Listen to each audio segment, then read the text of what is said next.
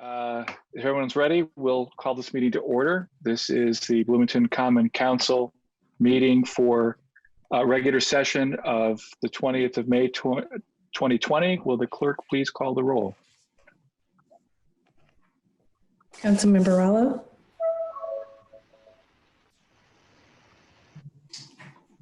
Councilmember Rallo, are you here? I'm now unmuted, I think. I'm present. Oh, good. Scambolari. Here. Rosenbarger. Still connecting. Sims. Here. Wallen. Here. Piedmont Smith. Here. Flaherty. Here. Smith. Here. I'm sorry. Did I hear Smith? Here. Can you hear me? I didn't hear you the first time, if you did. Sandberg.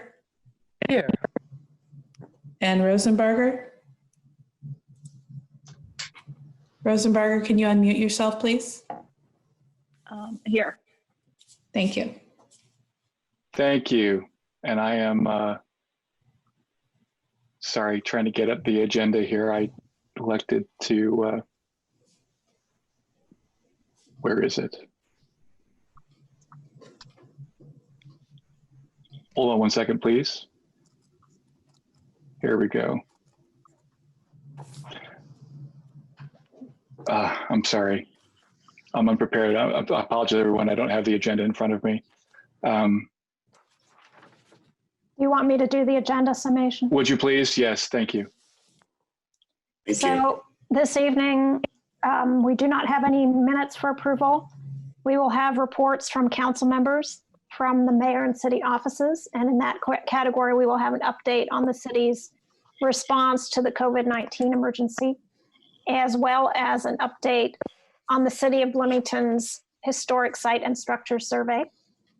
Then we will have any reports from council committees that do not pertain to legislation that is on the agenda. Then we will have an opportunity for public comment. The next item is appointments to boards and commissions. And then we will have legislation for second reading and resolutions. The first item is Ordinance 2008, an ordinance to amend Ordinance 1921, which fixed salaries for appointed officers, non-union and AFSCME employees. And then we will have Appropriation Ordinance 2002 to specially appropriate from the local income tax special distribution fund, motor vehicle highway fund, the motor vehicle highway restricted fund, and the cumulative capital development fund, expenditures not otherwise appropriated. Then we move to legislation for first reading, except that we have none. Then we will have another opportunity for public comment, a second opportunity for public, that public comment is on items not on the agenda. And then we will talk about the council schedule and adjourn. Thank you. I literally, as you finished, I managed to find the document and pull it up. So thank you for the summation on my behalf. Let's start with reports from council members. I will start on page 2 with Council Member Rallo. No report, thank you. Councilmember Rosenbarger. No report, thank you. Councilmember Smith. No report, thank you. Councilmember Sims. No report, thank you. Councilmember Flaherty. No report, thanks. Councilmember Scambolari. No report this evening, thank you. Councilmember Piedmont Smith. No report, thank you. Councilmember Sandberg. Yes, I did want to say a few words in honor of Betty Cockrum, who has died way too young. She was a formidable leader that many of us knew and respected from her 15 years as the CEO of Planned Parenthood. And before that, of course, she was budget director for Governor O'Bannon. And before that, she was a staff member here with the city of Bloomington.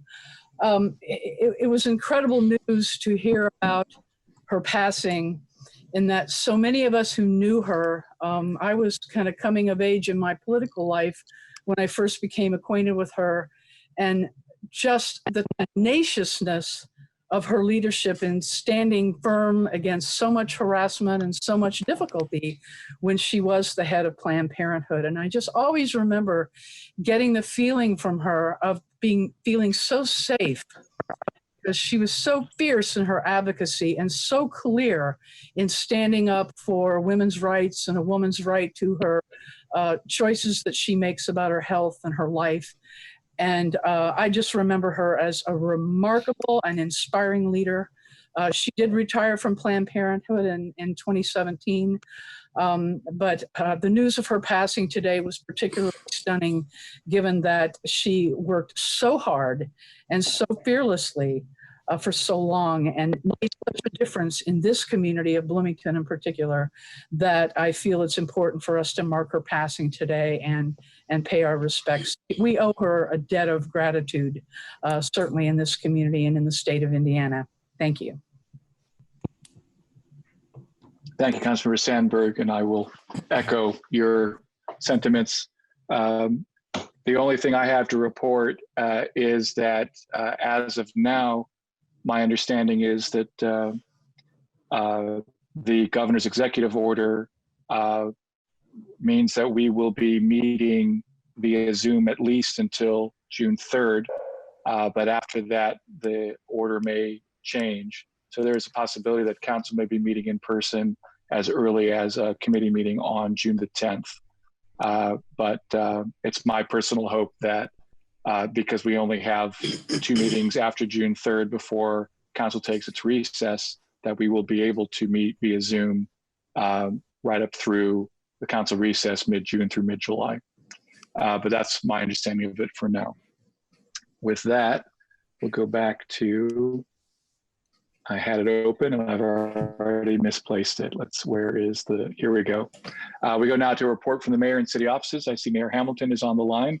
Mayor Hamilton, can you give us an update on lockdown and other news? Yes, I will. Can you hear me all right?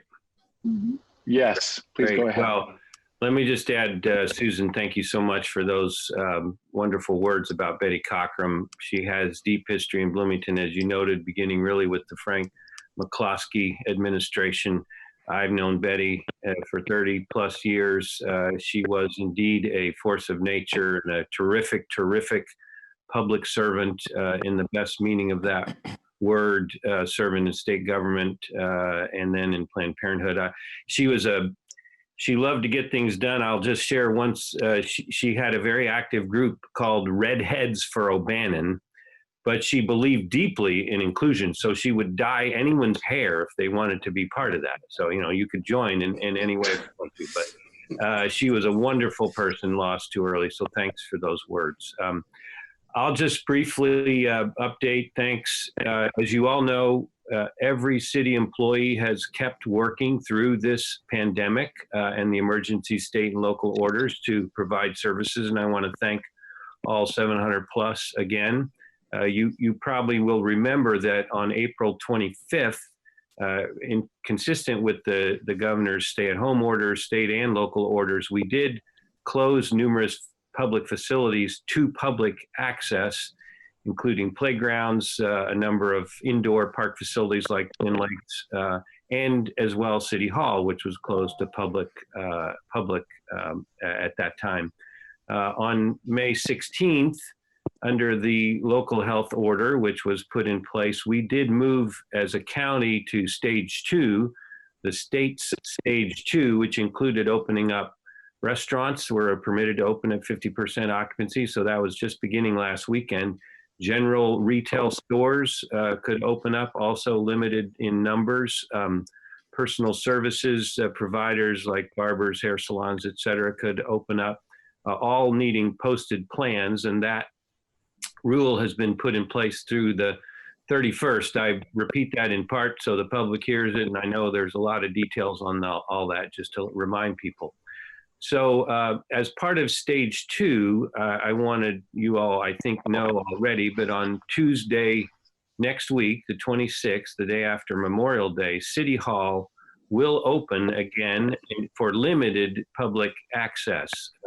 We have continued to provide services to the public consistently with phone and internet access and others. But there are some instances, some people who feel they cannot do things other than in person. And while we continue to encourage people, if at all possible, to do local state business, city business with us on the phone or on the internet, we will be opening City Hall. The plans are Tuesday morning. Public, just so you know, will be limited. They will be required to sign in and get masks, and masks will be provided as needed.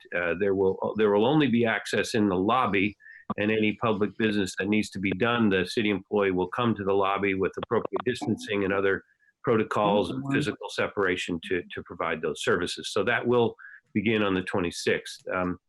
We continue, as of today, I will report the health information locally remains positive. We have continued low hospitalizations in our area, and we have continued low incidence of positive tests for those who are tested. We will continue to rely on that data. We continue to meet regularly 3 times a week with our partners in the health system, county system, IU Health.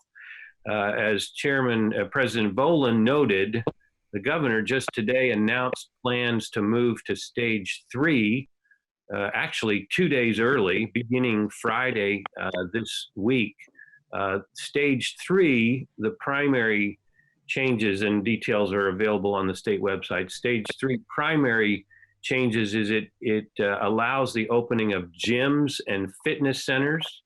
It allows the opening of movie theaters, some other items, and then one additional major step, it allows social gatherings to go from 25 to 100. Now, I will say I have real concerns about the speed of those changes that govern most of Indiana. Some of those, I will just express some concerns about the speed of that. Locally, I believe we will continue to be cautious and incremental here, focusing on what the data tell us. And we know we're in our stage 2, the current situation, through May 31st, and next week, in collaboration with the county, we'll expect to hear some plans for if and when we might move forward and how, and whether there might be changes from that. So happy to take questions about that when we get to it. I just want to note one other thing for you all. I know probably are aware, but the public as well. The state did do what's called prevalence testing, where we tested through a Fairbanks Institute and the state health, tested nearly 5,000 randomly selected Hoosiers to try to see what's the actual situation, not just those who have symptoms and show up for tests, but just a random selection. And that random selection showed 2.8% of those who were tested had either had COVID symptoms at the time, or they had antibodies indicating they had been sick. That number is significant, 2.8%, because it's about 11 times the amount of those who've been diagnosed with the disease. A lot of people have the disease that we don't know about. And in fact, that test also showed almost half, 45% of those tested positive had no symptoms. What that tells us is a lot of us in our community, in our state, have been infected and may be infectious with absolutely no idea that we are, with no symptoms. That means we really need to be careful and continue the distancing, continue the masking, continue the hygiene of hand washing and staying home if you're sick, if you do feel symptoms and others. But it just reminds us that we really need to be careful and vigilant about this as we go forward. So I want to encourage that and remind people that.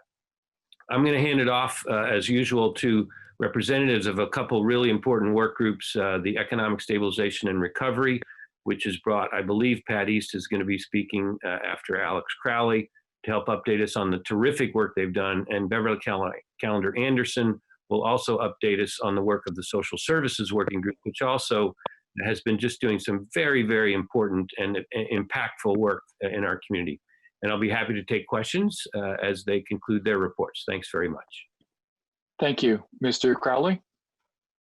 Thank you. Alex Crowley, Director of Economic Sustainable Development. Thanks, Mayor Hamilton. I'll be very brief because I want to give Pat East maximum time to present, and I'm happy to answer questions at the end. So let me start by thanking Councilmember Scambolari for her work on the working group. She's been great and really helpful in that process. And also to Jeff McKim from the county, who's been helpful as well. And of course, the work of the working group itself. So as you may have seen, we sent through a document that updates council on some summary details of the rapid response funding. You know, a high level summary is that there's about $1.3 million that has been allocated out, of which just shy of about $1 million is from the food and beverage. So we're more or less on pace with what we thought would be prudent and helpful in the process. And we do retain some of that funding for potential future needs. The Rapid Response Fund Loan Program is still open and accepting applications, and we're in fact processing them every day. So that will continue, but it's good to have some reserve because we do expect that there might be a future need for that.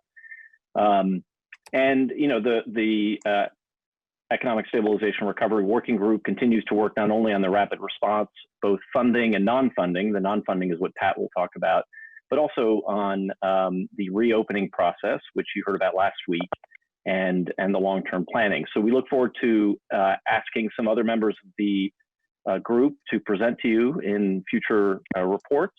But for right now, I would love to turn it over to Pat to talk about the great work that the mill has been doing, as well as entrepreneurs in the community to support the activities currently in place and also forthcoming. So Pat, if you're ready to go, I'll turn it over to you. All right, thank you, Alex. And thank you to the council for allowing me to present tonight on the mill. Our staff has been really hard at work, not only since we started Stay in Place. We continue to help entrepreneurs despite being closed, but we're getting ready to reopen on June 1st, so just about 10 days away. So I really appreciate this opportunity to highlight all the important work that my team is doing. By way of background, the mill's a fabulous modern co-working space and incubator space that the city helped bring into existence a couple of years ago. We operate as a 501c3, and our customers pay us a monthly membership fee to access our amenities. So 40 plus open co-working spaces, 2 furnished lounge areas, a cafe and seating area, 30-seat classroom for programming, a podcast studio, conference rooms, call booths, and a modern and industrial 2-story event space.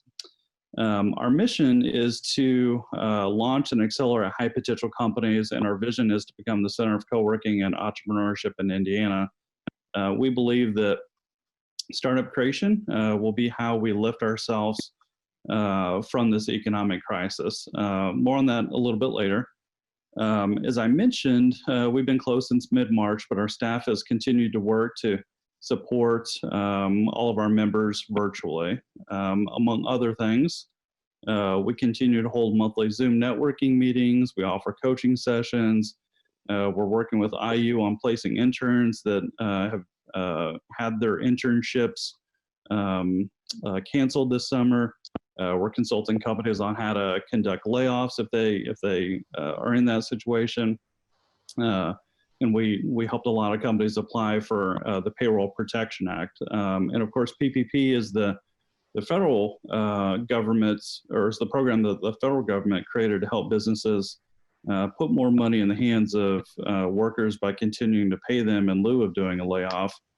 Along with a bunch of other folks, I work on the mayor's ES&R committee, the working group that made policy recommendations and ultimately came up with the Rapid Response Fund. We realized that businesses were going to need funding much quicker than what the PPP was going to be able to give them. We knew there'd be delays in processing because they were trying to process a decade's worth of loans within 30 days. So I'm really proud of the work that the ES&R did. Per person, our pool of capital was 2 times that of other cities, and we were able to deposit the money within days instead of weeks or months. 2 technical projects that came out of ES&R were askthemill.org and openforbloomington.com. So askthemill.org is a website where Small business owners, entrepreneurs, founders can quite literally call, email, or chat in, describe their business problem and get answers from folks with backgrounds ranging from venture capital to small business. We helped 20 companies, and a quarter of those applied for RRF. Openforbloomington.com is an interactive map that we created with restaurants who were operating during the stay-in-place order. So we partnered with 39 Degrees North to build the website. They're experts in mapping. We've vetted nearly 100 different restaurants. And over the last 2 months, more than 1,000 people visited the site to be able to place orders with those restaurants. So as the mill begins to reopen, we're seeing demand for memberships increase already. The last week of growth has been equivalent to a typical pre-COVID month. So we're still 10 days away and we're already seeing growth, which is a really good sign for obvious reasons. And as our community begins to reopen, we believe that the way to not only recover, but emerge better than how we entered is through startup creation. So that's quite literally by creating companies, and specifically high growth companies that bring in dollars from outside the community and pay high wage jobs. So this has always been the mill's mission, but we're doubling down on that. We think it's very important that we do this even more as we come out of the stay-in-place order. So we've engaged a nationally recognized pre-accelerator program to help accelerate a select group of companies' growth, and we're hiring ahead of accelerator programming as well. So as an example, one of the responsibilities will be to liaise with the fire starter program at Purdue at Westgate, which quite literally helps people determine whether or not their business ideas are good and figure out whether or not there's a business model that will support high growth. Lastly, to close, my team has worked really hard over the last 2 years, opening the mill, getting everything ready, growing membership. We're the fastest growing co-working space in the state, but especially over the last 2 months to ensure we're in a position where we can help our companies grow and play a central role in Bloomington's comeback. So thank you again for inviting me to let everyone know about my team's important work. Thank you. Thank you. That Mr. Crowley's already spoken. Now we go to Ms. Calendar Anderson. Unmuted. There you Hello. are. Yeah, thank you. Hello. Beverly Calendar Anderson with the Community and Family Resources Department, and I have been working with the Social Services Working Group, trying to guarantee that the social services safety net did not break. And actually, the group this week completed their very last, the last piece of the initial research that they were doing. And so it's our plan to have them come before you within the next week or two to give a full report. But I will say that some of the priorities that we've identified in the areas of food and personal health and safety, childcare, and shelter, we have shared with area funders because there are a lot of funding opportunities happening in the area of social services. And so we've shared those priorities so that they would be available as people are looking at responding to COVID-19 and looking at putting funding behind some of these projects. And so hopefully that will help get some of the work done. Food still is a big priority, and our food service providers are working really hard. One of the things that's going to be coming up this week on Saturday from 10 to 2 at the mall, College Mall, is that the Hoosier Hills Food Bank is doing a community cares food distribution, and that's for anyone in need of food. Everybody's welcome. They don't have to have any proof of ID or income, and so they can just go and they'll get 2 boxes, one with fresh produce and one with dry goods. And so that's something that's happening. The other thing that is coming out of this group is trying to share resources, because as we're moving from a crisis period and things are starting to open up, there will be people in need who may not know how to get resources, may not know where to go. And so but there will be a canvas of neighborhoods with door hangers that help people understand how to get how to apply for SNAP benefits, what kind of resources are available, like helping Bloomington, Monroe, or 211. And so neighborhoods can actually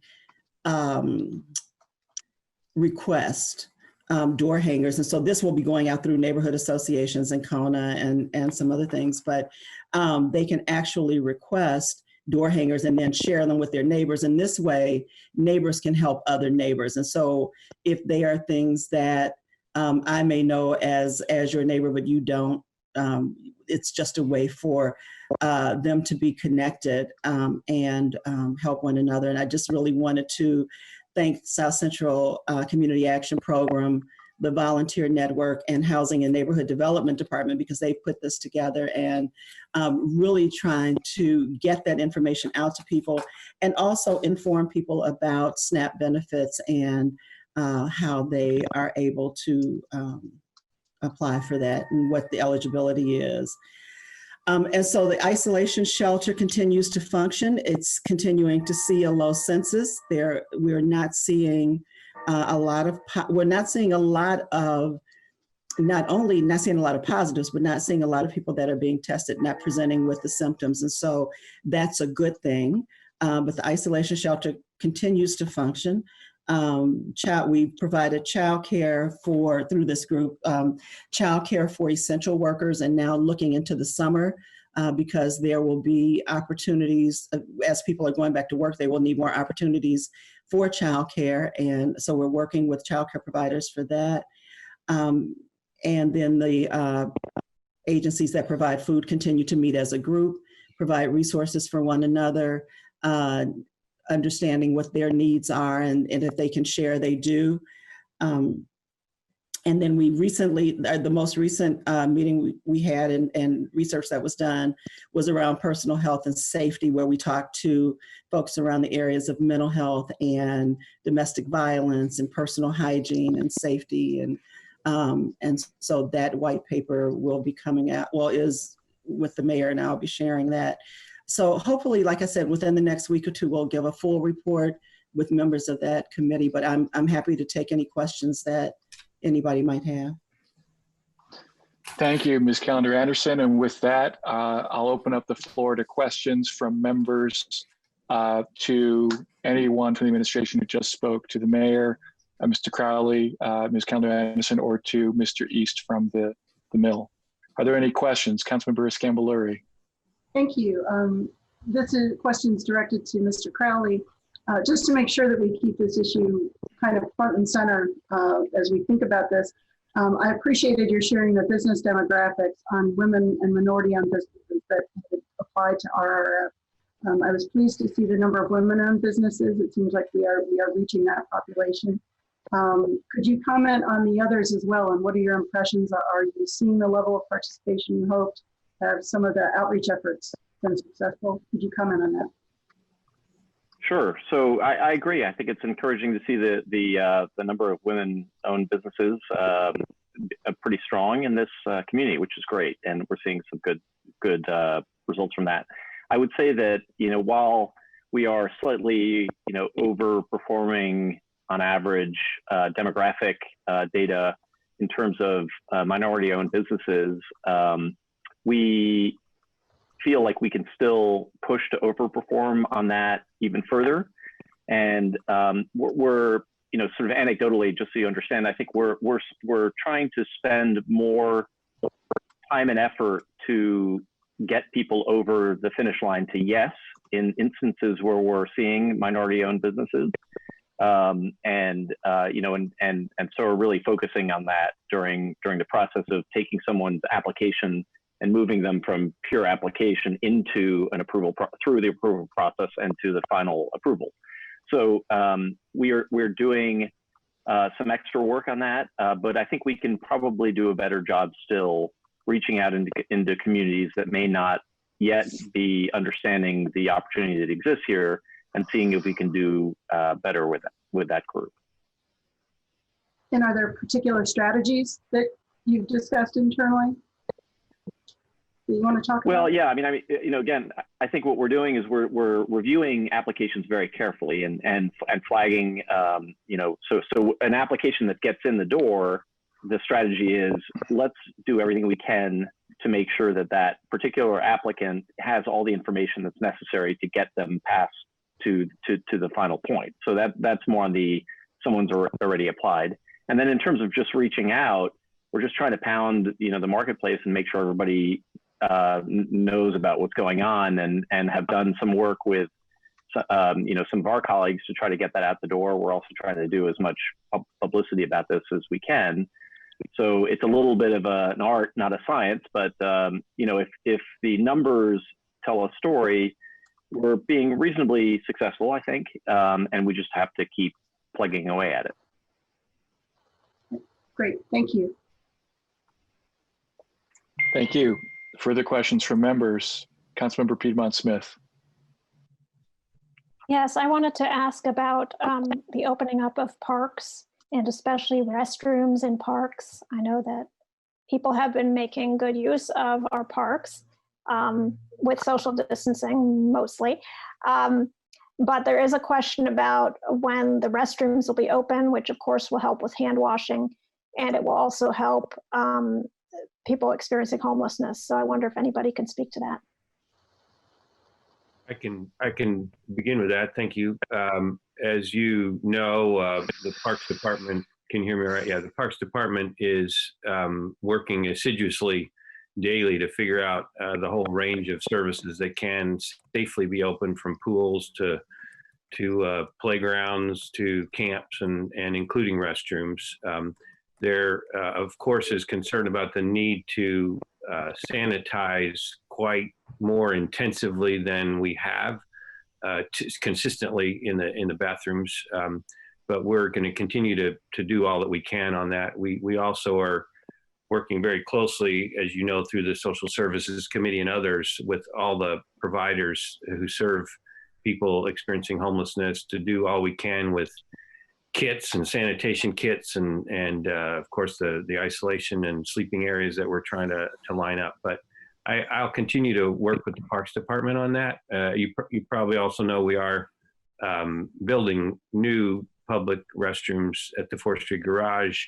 The Downtown Transit Center, whose opening date I'm afraid I don't know off the top of my head, but will be soon. That will also open up. It just requires extra personnel and very frequent sanitation to try to make sure everybody stays safe in those situations.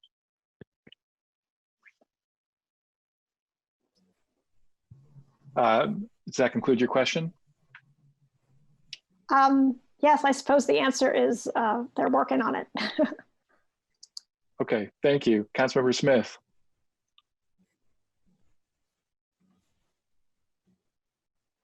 You're muted. You're muted. There you I go. realized that as soon as I started talking. Hi, Ms. Callender Anderson. Can you give me a feeling for, do you think we're going to have enough daycare for parents who are going back to work? Or is that something that just is going to have to play itself out as we get back towards normal? It's the quick answer is I'm not sure, because it may have to play itself out. We prepared for essential workers and did surveys with employers and we had slots available, and very few people took advantage of those. Part of it may be because there were so many companies who were allowing work at home that it became an issue where the childcare actually wasn't needed. And so we hope to have enough, and places like Boys and Girls Club and the private childcare facilities are preparing for it. But I guess we'll have to see who comes back and when. And we may not even know until, we get into the summer, because, depending on when people actually are going back into the workplace. But certainly our Parks and Rec department, will have their facilities open, Boys and Girls Club. So yeah, it's hard to tell. It's very hard to tell. Very hard to tell. And if members of the public want to find out where childcare might exist, they would call. So they would call Smart Start, which is with the Community Foundation of Bloomington and Monroe County. But they know all the childcare slots that most of us know, that would be available. Also would know of any financial assistance that might be available for people that would need it. Great. Thank you very much for that. I appreciate it. Thank you. Mm-hmm. Thank you, Councilmember Smith. Any other questions from members for the administration's report? Councilmember Sims.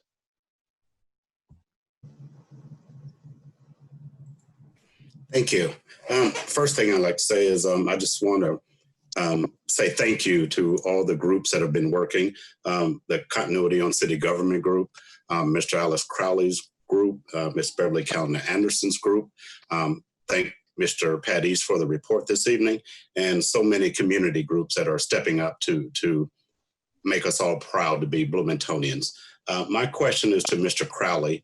Earlier in your discussion with regard to minority-owned businesses, and I just wasn't clear on this one thing, but you used the term overperform, and we'd like to even more overperform. So can you give me a sense of what you mean by that terminology, overperform? Yeah, I mean, so one of the things that we're doing is we're measuring, right? So we want to measure, and one of the reasons why it's important to keep an eye on and ask the question, who is what kind of business, and then gather that data and measure it, is because we want to try to figure out, are we doing a reasonably good job at reaching various types of businesses and business owner types?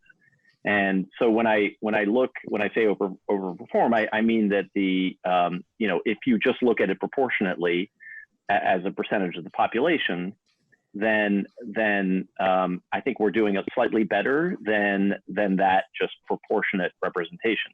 That doesn't mean that that's adequate, because in fact, a lot of those businesses who are in underserved communities are businesses that have difficulty sometimes accessing capital. And so for us, it's not good enough just to be, matching the proportionate representation. For us, it's important to overperform that proportion and actually do a better job and a more significant job reaching populations, because they are probably less likely to be taking advantage of and eligible for funding sources that might be sort of eligible to other business types. So for us, the most important thing is to, number one, measure, because you can't improve unless you measure. And so it's important for us to measure that, and then also to see, relatively speaking, how that's going against what a normal performance level is. And it's critically important for us to go well beyond that to make sure that we're helping people who, probably need as much help as possible. And that's true of different types of business ownerships, but certainly among the minority business owned population. Thank you. Thank you, Councilmember Sims. Any other questions from members before we move on to the next item? Councilmember Piedmont Smith. Yes, I wanted to ask about the Fabric Mass Drive. I heard that it is moving to the Banneker Community Center. I'm just curious, does that mean the Banneker Community Center is not going to be opening for activities for children at the same schedule as the Allison Jukebox? I'm just wondering if there's any further information that can be provided there.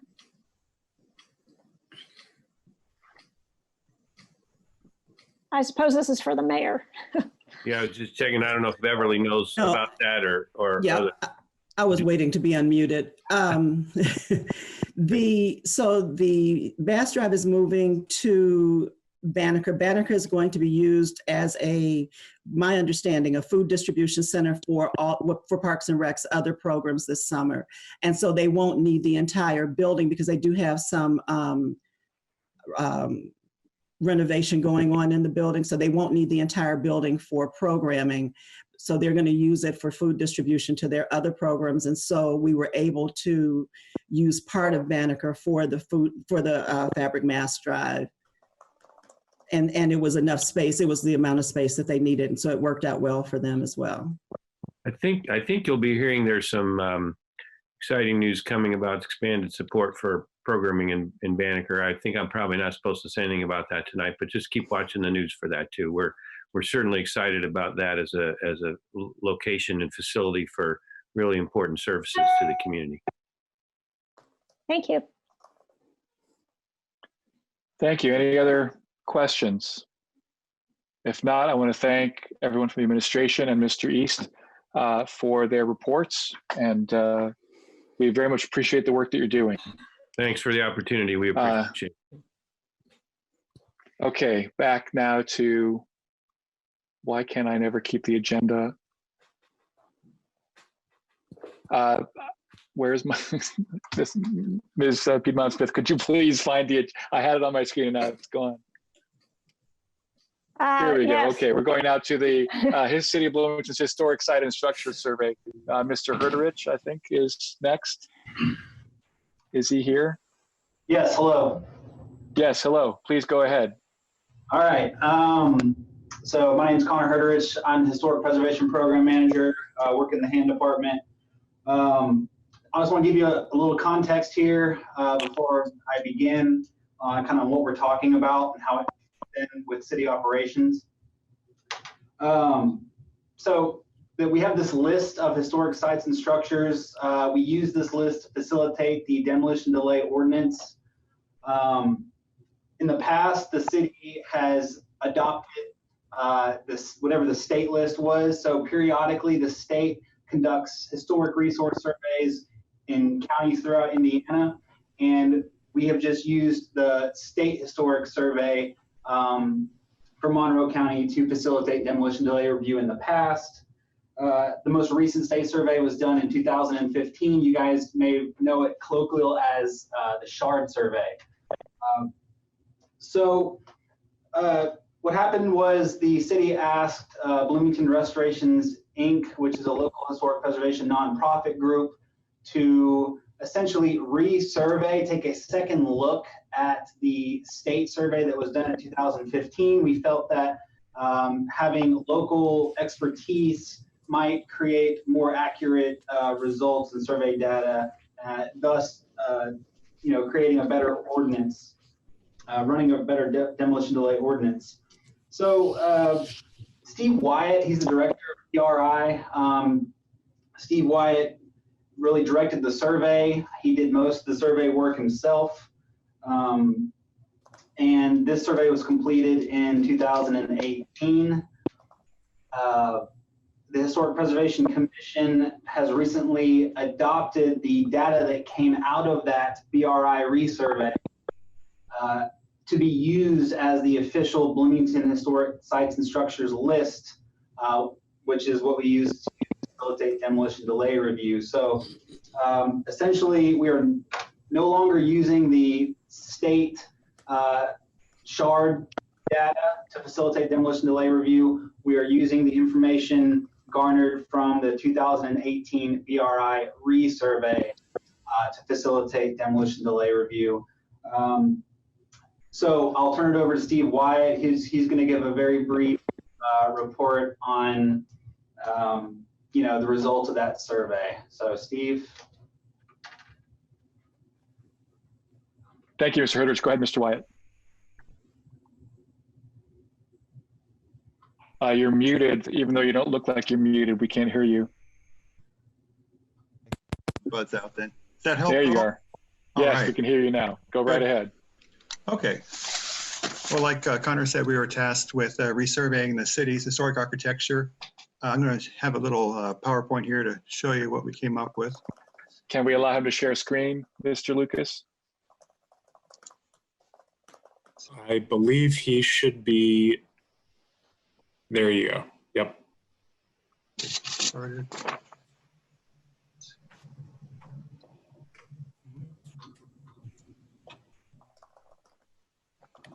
I'm not used to my home edition of PowerPoint. Let's see. Slideshow and start. Here we go. Okay, so here we have a table that shows what we came up with when we looked at the state's survey, the SHARD. We visited and reevaluated all of 5,658 SHARD rated properties, driving or walking block by block, looking at each property and deciding whether we agree with the SHARD rating or disagreed. We also found historic properties that were not included in SHARD. And the properties are all rated outstanding, notable, contributing, or non-contributing. We disagreed with the state ratings on 335 properties, or about 6% of the ratings. 234 of those 335 were rated contributing in SHARD that we found to be non-contributing. Of these, 156 simply lacked historic integrity or had been remodeled extensively in the last few years since the SHARD survey. We've got some examples. Here's one, let's see,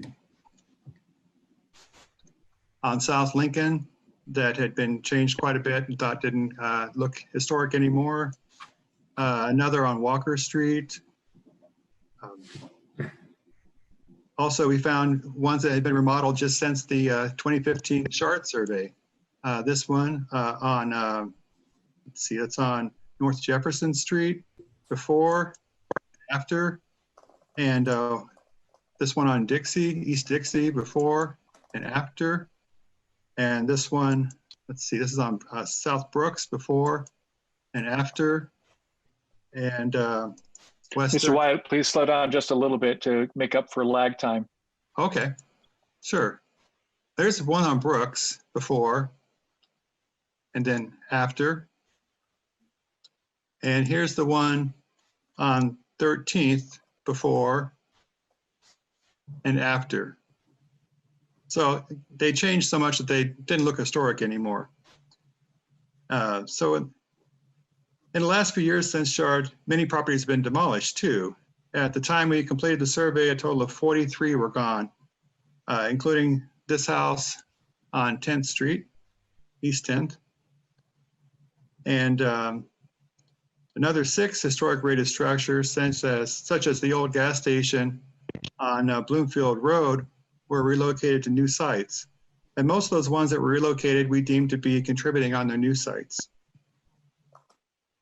10 other structures that were listed in SHARD, we found were too new to be historic. For example, this one on South Downs was built in 1980. It looks convincing, but it's not old. And this one also, the same situation, it's on West Dodds. It was constructed in 1995. Some properties were surveyed twice by the SHARD. SHARD had more than one surveyor doing the work, so they didn't necessarily catch what other people did. So 27 properties were listed twice, and one of them got a different rating by a different surveyor. This one was rated notable by one surveyor and contributing by another. And we agreed with the one who said notable. We found that mobile homes were not contributing. SHARD had listed, let's see, 18 of them, but as non-permanent structures, we thought they should not be included. Let's see, we also found, let's see, we found ones listed non-contributing in SHARD that we thought were contributing. Like here's one on South Park Avenue, one on East First Street, and one on West Kirkwood.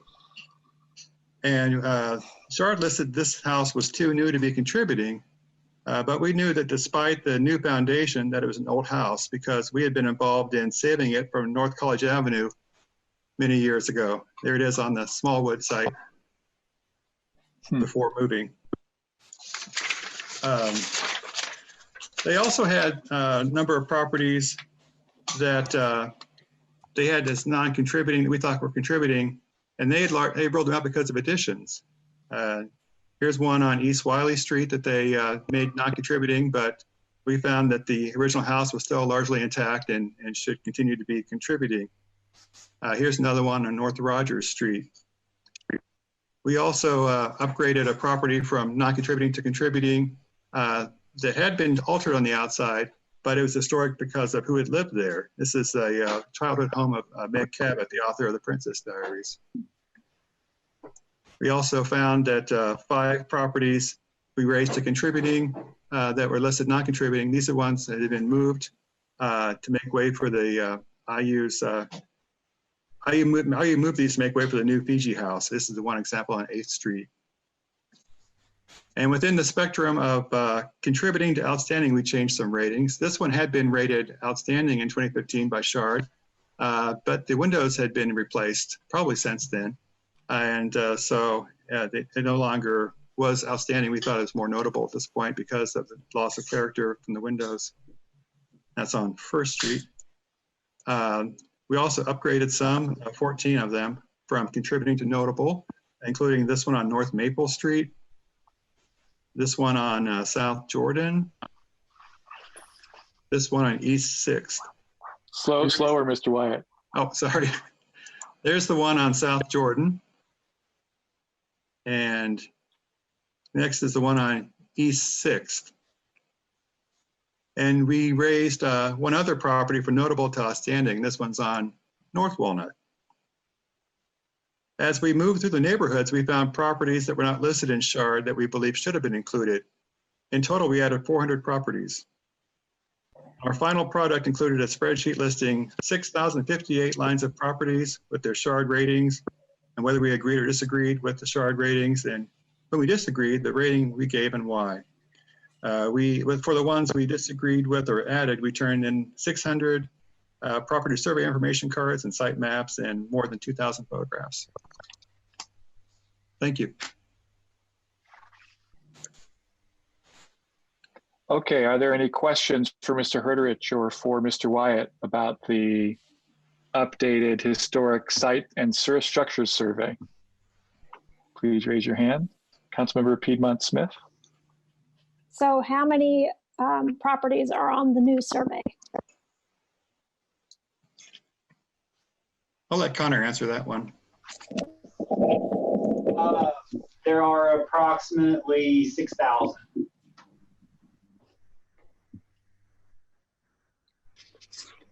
So about 350 more than were on the Shard. Yes. Thank you. Yeah. Other questions from members? If not, I have one. I wanted to know, like, how, so the net number of properties on the,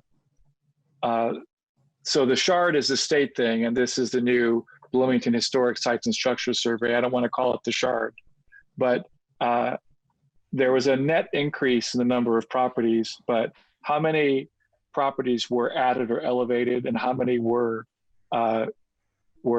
demoted, roughly? I don't need exact numbers, but just sort of, there were a number of demotions, right? Right, I looked at my totals here, and actually by the time you deduct out the ones we deducted and then add the new ones and look at just the contributing or higher structures, not the non-contributing, which aren't rated historic, but they're listed in the survey because they're in historic neighborhoods. The total wasn't really up by that much. Shard in 2015 had it at, let's see, 5,396. That's the post Shard. And, well, thought I had the number there. The 5,396, and it wasn't that much different in the original Shard when you look just at the contributing notable and outstanding properties.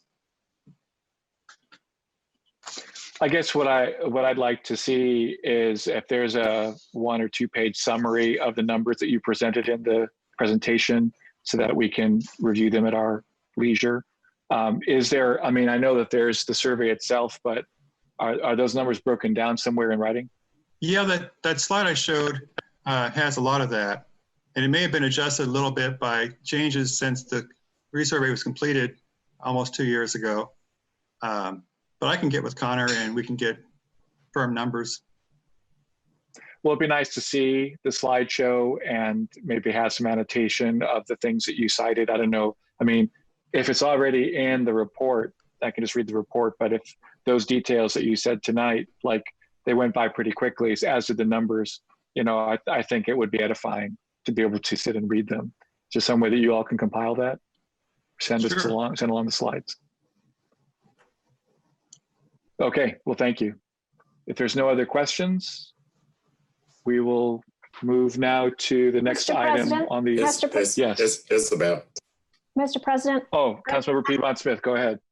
I move that the council direct the clerk of the council to keep 2 copies of the city's historic sites and structures survey, formerly referred to as the Indiana Historic Sites and Structures Survey, 2001 City of Bloomington interim report, as hereafter amended or replaced, on file in the office of the city clerk for public inspection pursuant to Indiana Code 36-1-5-4 and Bloomington Municipal Code 8.08.06. Second. We have a motion and a second. Any discussion on this? So this is just to make it official that we are now adopting the newly revised Bloomington-specific survey of historic structures. Right, well, I have at least one question about the motion. So does anybody else have a question about it? The question I have is, so does this officially, oh, Mr. Sims, go ahead. Thank you. I guess I was just wondering about the word adopting as opposed to receiving the report. Is there any fundamental difference with that terminology? Actually, the motion doesn't have either of those words in it. We just direct the clerk to keep 2 copies on file for public inspection. I see Mr. Lucas with his hand raised. So the council doesn't actually need to take any action to adopt or receive this report. The 2001 report that Isabel mentioned, or Councilmember Piedmont Smith mentioned, has been adopted and incorporated by reference into our code all these years. And as amendments or changes to that survey are made, they are automatically incorporated into our code already. So the only action the council needs to take tonight is to simply acknowledge that the survey has been updated and direct the clerk to place 2 copies on file so that we can comply with both our local and state code obligations. Mr. Sims, did that answer your question? Yes, it did. Thank you. Thank you. Any further questions on this motion? So the question I had was, it seems that we've been operating under an interim survey for 19 years. Does this officially somehow make our survey legit now? I mean, it wasn't legit before, but I'm curious about that word. Connor may know more about why that original survey was titled that, but I'll defer to Connor if he knows why it was called the interim. Mr. Herderich, what do you say? So it was called the interim report because these surveys are never meant to be permanent. You know, the built environment around us is always changing. And so we need to constantly update these surveys to reflect the accurate condition of the historic structures. So they're, you know, technically always interim. They'll be updated in the future.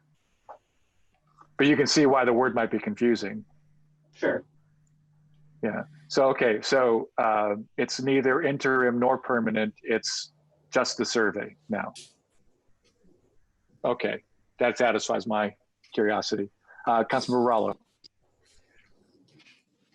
I'm a little confused because it seems to me that this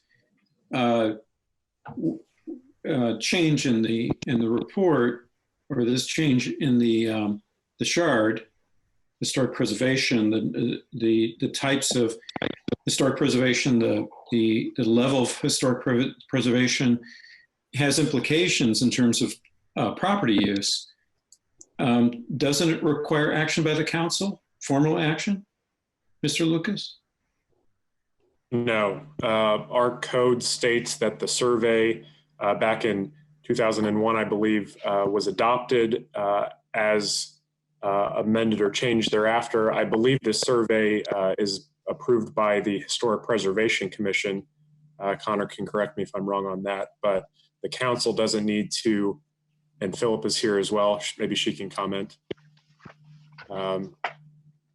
Yes, even under state law, the adoption is done by the commission. Commission adopts a survey. The council's role is when the commission wants to recommend one or more structures and creates a map. You all adopt the map. So the survey is within the purview of the commission to do. So, Mr. Rallo, Mm-hmm. Did that answer your question? Well, Mr. Herderick, could you take us a bit through? So I happen to now live in a structure that has moved from contributing to notable, and that has implications for my property. And when I say choose to upgrade the windows, I go to the Historic Preservation Commission, and on the basis of their determination, and they're the ones who basically institute the binding restriction. I thought it was up to the council's. It was the council's prerogative.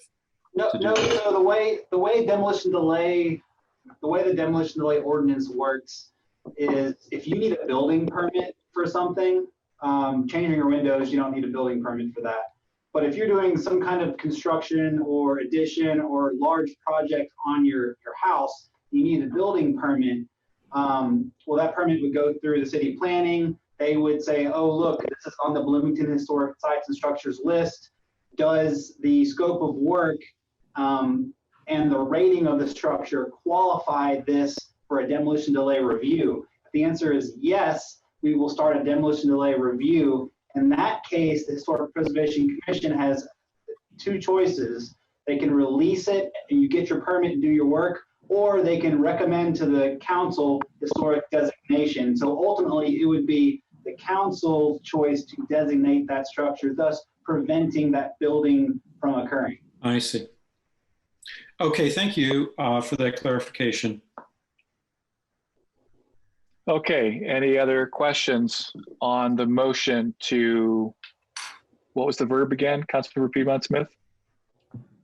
Hold on. We just direct the clerk to keep 2 copies on hand for public consultation. All right, if there are any further questions, if not, we can move to a vote. Call the question. Can we, there's no need to call it. We'll simply go to will the clerk please call the roll on the motion? Councilmember Rallo? Yeah, yes. Scambalori? Yes. I'm sorry, I didn't hear you. Yes. Rosenbarger? Yes. Sims? Yes. Bolin? Yes. Piedmont Smith? Yes. Flaherty? Yes. Smith? Yes. And Sandberg? Yes. Thank you. That motion is adopted. Thank you to Mr. Herderich and to Mr. Wyatt for the presentation. Let's move on now to reports from council committees. Do we have any reports? Seeing none, we'll go now to reports from the public. If you are present in this Zoom meeting to speak on an item that's not on the agenda, please use the raise hand function in Zoom or type in the chat and Mr. Lucas will acknowledge you. I see that we have at least 2 people who are here to speak, 3 people now. Mr. Lucas? I believe Mr. Alexander was first, so I have unmuted him and he should be ready to go. Okay, thanks. Okay, Mr. Alexander, you'll have 5 minutes. Awesome, thanks. I'm Greg Alexander. As you can imagine, I filed a lot of reports with the city about sidewalk conditions around town. And, you know, I wouldn't be talking to you guys if those hadn't been largely unsuccessful as a mechanism to unobstruct sidewalks or to guarantee that they aren't blocked for construction for an extended period of time. And I've been trying to figure out, where do you reports go when they die? You know, what is the bureaucratic process that results in non-action? And I found it's usually pretty easy to tell what department they wind up in. And that's actually been really a good heuristic for understanding what happens. If they wind up in public works, you know, those guys, they've got no qualms about it. They hate sidewalks, not because they hate pedestrians or any sort of malicious beliefs on their part. It's that their grandpa wasn't responsible for maintaining sidewalks. Why should they have to take on more responsibilities? And from a labor perspective, that makes a lot of sense. Nobody wants a new aspect added to their job, but it's pervasive throughout the entire department. From the guy that paints the lines on the road up to the director of the department, they will do anything to avoid taking on this really dramatic new responsibility, which to them looks like an unfunded mandate. Sometimes they wind up at housing and neighborhood. That, as you can imagine, is a complete failure because housing and neighborhood doesn't care about transportation. You know, they care about neighborhood beautification. It takes them a month to do anything. And then if it looks good, they don't care if the sidewalk's obstructed, you know. I understand that. That's housing and neighborhood, you know. Parks and Rec, they have a guy in Parks and Rec. He really hates the idea that any park facility should be used for bike or pedestrian transportation. He has a very narrow idea of recreation and doesn't want any sort of transportation responsibility. Again, that makes a lot of sense because it's Parks and Rec, you know. They do get a lot of money from the transportation budget though, so that's a kind of a bummer. And then planning and transportation, that's actually the people that I talk to in planning and transportation almost uniformly. You can tell that they really want to do a good job. And my biggest complaint would be that when they fail, usually because they lack authority, they lack budget, they lack cooperation from Public Works or Parks and Rec, for example. When they fail, they usually, if they come to you and tell you how it went, they say, oh, we succeeded. You know, and I wish they could be more straightforward about the fact that they ran into a brick wall and weren't able to make a good bike or ped facility. But that brings me to my an example you report. I've been complaining for a long time about the sidewalk at 11th and Fairview. That's one of the railroad crossings. Somebody was killed there about 15 years ago. It's a very important crossing because it's how I get my kids to the park, you know? And the sidewalk there is always, just forever, been obstructed by vegetation because the railroad doesn't care, you know? And last June, I reported that. And a month ago, nothing had still been done. Over that whole time, nothing had been done. A month ago, I looked to see what happened to this report, and it was closed last September. 3 months after I opened it, it was closed. And there was this notation from a planning and transportation staff member. It said, this was sent to Indiana Railroad. I didn't know what to do with that, so I emailed the lady that wrote that, you know, do you guys verify that it actually gets cleared up after you send it to Indiana Railroad? And she told me that, well, she dodged that question, but she told me that her whole team almost was all new hires, that there'd been some turnover and they were still getting up to speed, and that they would look into all these railroad crossings that are chronically obstructed. And that was a month ago. So 2 weeks ago, of course, nothing had happened. I hope that didn't surprise anybody. And so I called planning and transportation and said, could somebody get back to me, tell me, is this ever going to be cleared? And I got a call from one of those new hires. I mean, it's great that they return my calls. That's really above and beyond in some sense. But she said that she had been calling the railroad and the railroad had stopped returning her phone calls, and that she was trying to do other avenues, but that her hands were almost tied, that almost all she could do was call the railroad, and then the railroad wouldn't return her phone calls. And I was really curious, actually. 1 minute. Planning and transportation was even involved. And because usually these kind of things wind up at housing and neighborhood. But so I wanted to know where she was in the org chart. What is her job title? I looked her up and I found out she has a master's in urban planning, and yet all we have her doing is playing phone tag with the railroad that she has no authority over. And you can just try to put yourself in her shoes, how demoralizing that would be to have, you know, professional education and all you can do is play phone tag. And if she ever is in a position to make a decision that depends on her professional judgment, she's going to have that experience. She's going to say, does this city actually care about sidewalks? And she's going to know in her bones, she's going to know we don't care about sidewalks. And of course, today that sidewalk is still obstructed. a full year after I made the initial report. Thanks for your time. Thank you. That's your time. Next, Mr. Lucas. Next up, we've got Mr. Randy Paul, who should be unmuted and ready to go. Can you hear me now? Mr. Paul, you have 5 minutes. Yes, we can hear you. Go ahead. I do have to say that I appreciate Mr. Alexander and how persistent he is about sidewalks. I share that concern. It's nice to know that if I don't bring it up, he's certainly going to be there and he's going to talk about it. So thank you. I just wanted to talk to you a little bit about what happens when you start meeting in person again. The Zoom has been, for many of us, the group I'm most concerned about are those with disabilities. It's been wonderful.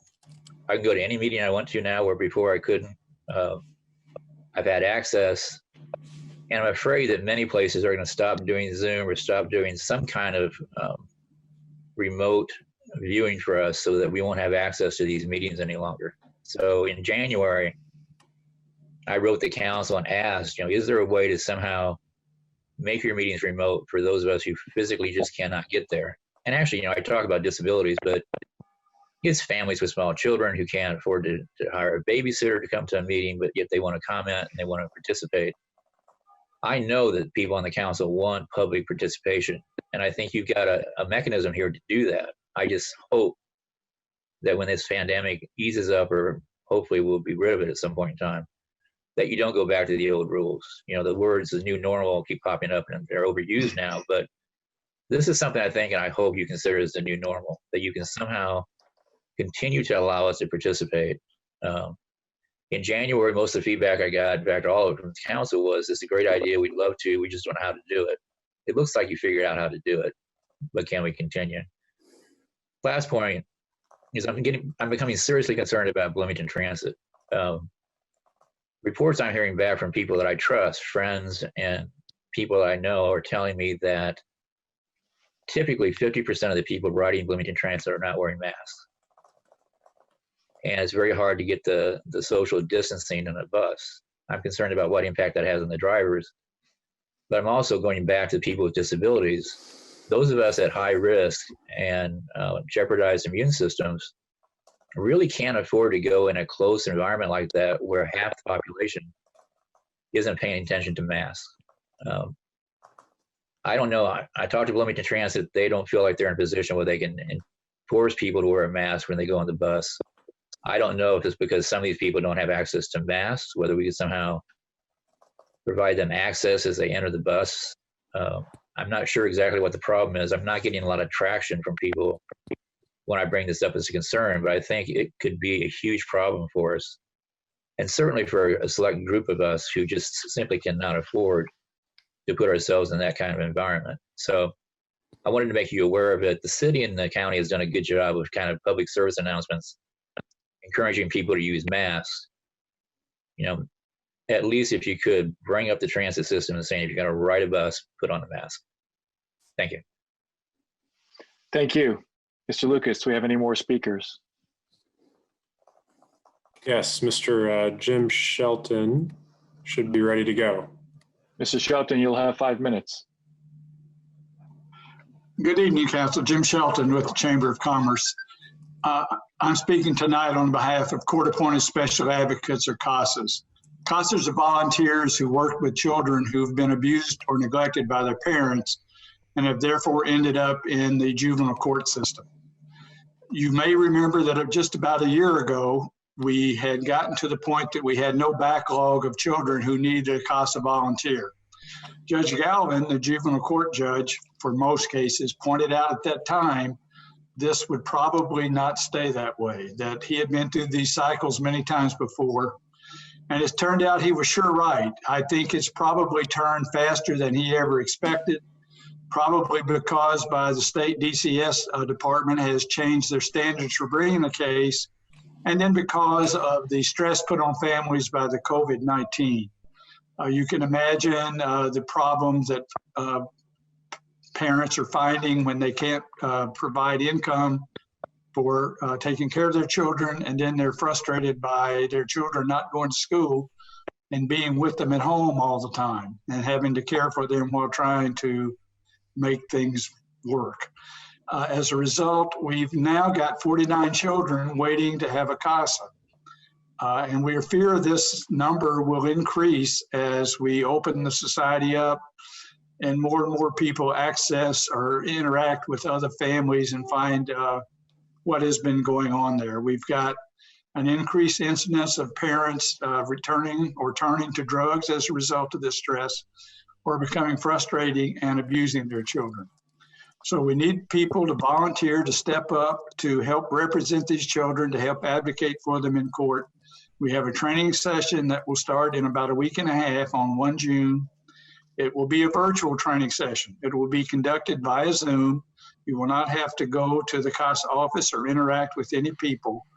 In fact, CASAs right now are not interacting with people. Everything is being done via Zoom or the equivalent, including court hearings.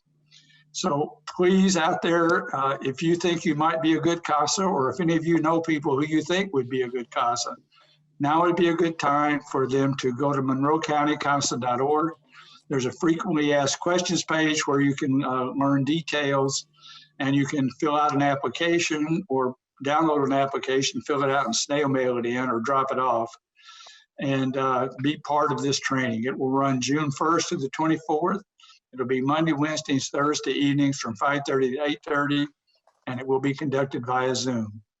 So please let folks know, and thank you for letting me contribute to that. Thank you, Mr. Shelton. Appreciate it. Are there any other members of the public who would like to speak? Mr. Lucas?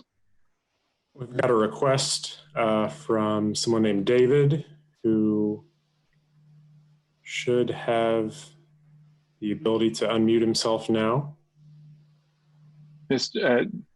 We need a full name. Would you please state your name for the record? You'll have 5 minutes. I don't see him unmuted.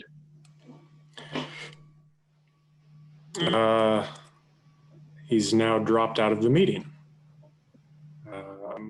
In that case, we'll move on. Okay, well, let's now go to appointments to boards and commissions. Do we have any appointments? Seeing none, we'll move to legislation for second reading and resolutions.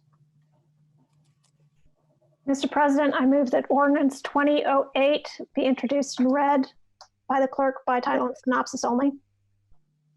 Second. Motion and a second. We have to have a roll call vote for the introduction. Madam Clerk, will you please call the roll?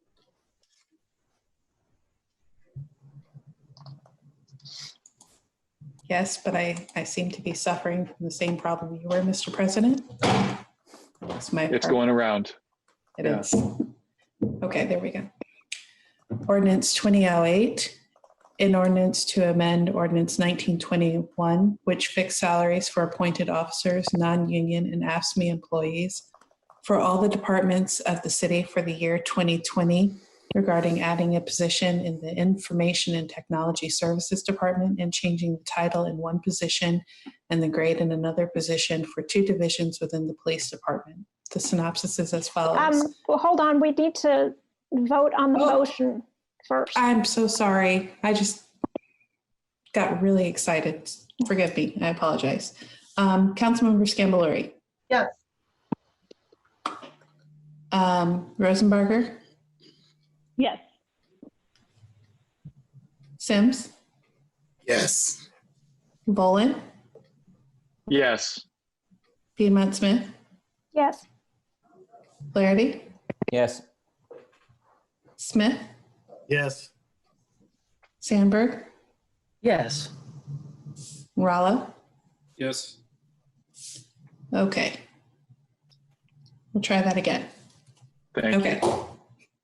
Sorry, guys. All right. Ordinance 2008.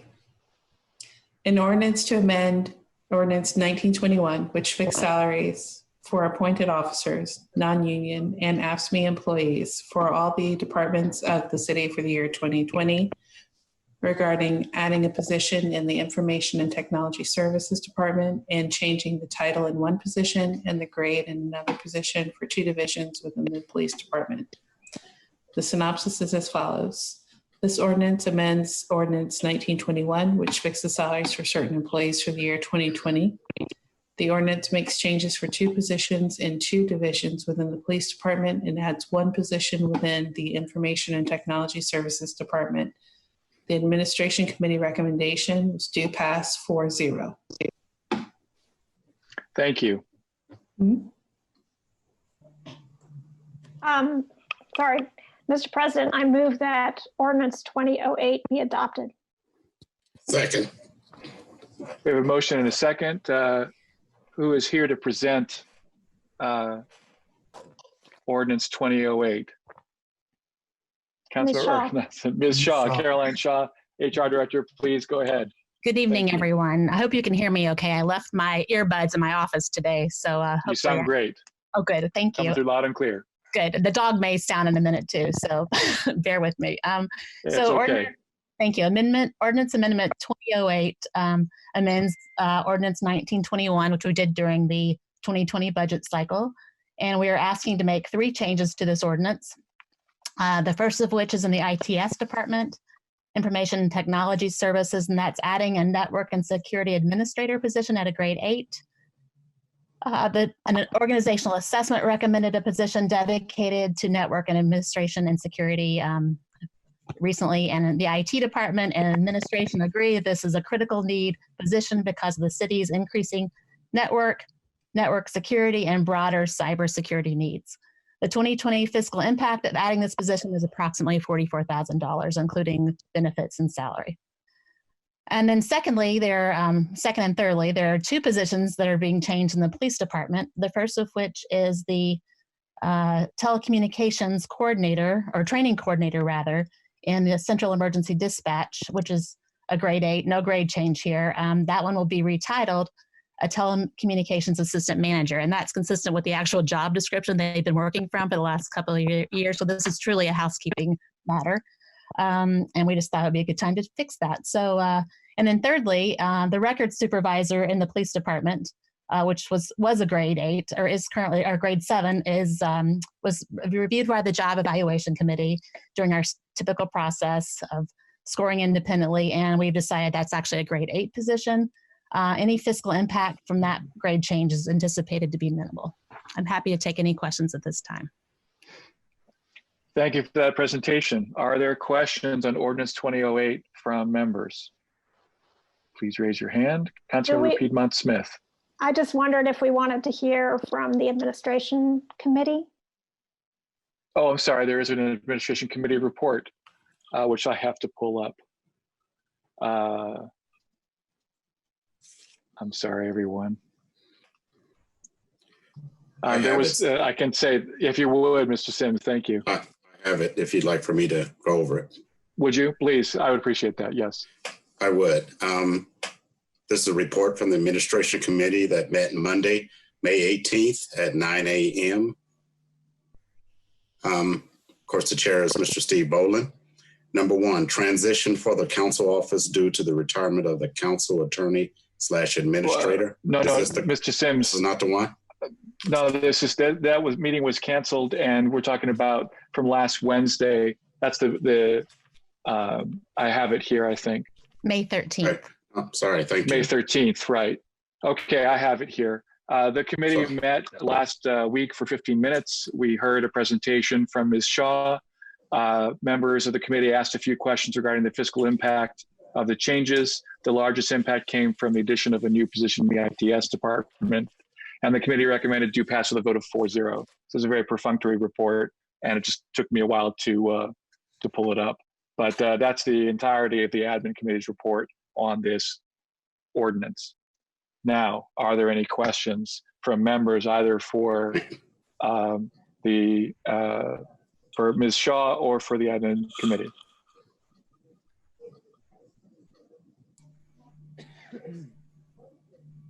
Seeing no questions. Councilmember Piedmont Smith.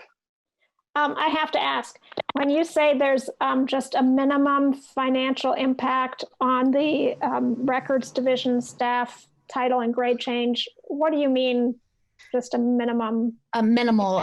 So this position, I mean, there's a lot of movement. This position's been vacant for a while, and then so there's savings there. And by the end of the year, we think any change, any impact will be minimal. I can't tell you exactly what that is at this point. But like less than $10,000. Yeah, it's not a lot of money because if you look at our grades, our pay grades, I believe the difference between a grade 7 and a grade 8, the high end is about $4,500. So there's not a big difference, and it depends on who you hire into the position and their experience, skills, and abilities, and what they're paid. So, does that make sense? But the maximum difference would be that $4,500, and then Well, I don't want to put a number on it because it depends on who is in the position and who's replaced in the position. There are a lot of variables. So this position is currently vacant? It was at the time we produced this legislation. I don't believe it is now. So, all right, thank you. That actually leads to a follow-up question for me. Did the person who got hired, were they aware that the position was in the process of being upgraded? I don't know that answer. I'm sorry. Okay. Thank you. Any further questions for Ms. Shaw or for the admin committee? Seeing none, we'll go to the public for comment on ordinance 2008. Is there a member of the public who would like to address the council on this ordinance? If so, please use the raise hand function in Zoom or type into the chat. Mr. Lucas, do you see anybody who has raised their hand? I do not, no. Okay, we'll come back to the council for debate. Is there any final comment on ordinance 2008? Going once? Going twice? All right, we'll call for Councilmember Piedmont Smith. I couldn't resist. Just under the wire. Go right I ahead. just wanted to say I'm pleased to see that we will have a network and security administrator because it's so vital these days with all the phishing scams and the different vulnerabilities that any computing system has. It's important to have a high quality professional watching out for our security in that way. So thank you. Thank you. Question. There's no need to call it. We'll simply go to a vote. Ms. Bolden, will you please call the roll on ordinance 2008? Unmute. There you go. Yes, I Councilmember Rosenbarger, Yes. Sims, Yes. Bolin, Yes. Piedmont Smith, Yes. Flaherty, Yes. Smith, Yes. Sandberg, Yes. Rollo, Yes. Ms. Gambalori. Yes.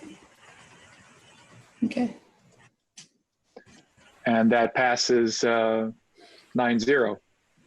We'll now go to the next item for legislation. Mr. President, I move that appropriation ordinance 2002 be read by the clerk by title and synopsis only. Second. We have a motion and a second. Will the clerk please call the roll? Councilmember Sims, Yes. Bolin, Yes. Piedmont Smith, Yes. Flaherty, Yes. Smith, Yes. Sandberg, Yes. Rollo, Yes. Scambalori, Yes. Rosenbarger. Yes. Thank you. Okay, that's approval. Will the clerk please read by title and synopsis?